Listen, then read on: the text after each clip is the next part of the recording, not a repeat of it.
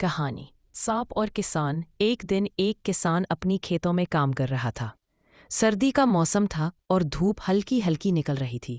اچانک اس کی نظر ایک سانپ پر پڑی جو زمین پر بے سدھ پڑا تھا۔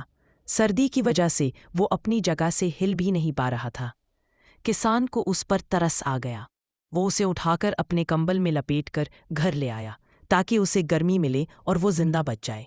کچھ دیر بعد جب سانپ کو حرارت ملی اور وہ ہوش میں آیا تو اس کی فطرت جاگ گئی۔ اس نے کسان کو ڈس لیا۔ کسان درد سے تڑپنے لگا اور حیرت سے بولا، میں نے تمہاری جان بچائی، تم نے مجھے ہی ڈس لیا؟ سانپ نے جواب دیا، تمہیں معلوم ہونا چاہیے تھا کہ میں سانپ ہوں، میرا کام ہی ڈسنا ہے۔ سبق: ہر کسی پر بھروسہ نہیں کرنا چاہیے، خاص طور پر ان پر جن کی فطرت ہی نقصان پہنچانا ہو۔ بعض لوگ کبھی نہیں بدلتے، چاہے آپ ان کے ساتھ کتنا بھی اچھا کیوں نہ کریں۔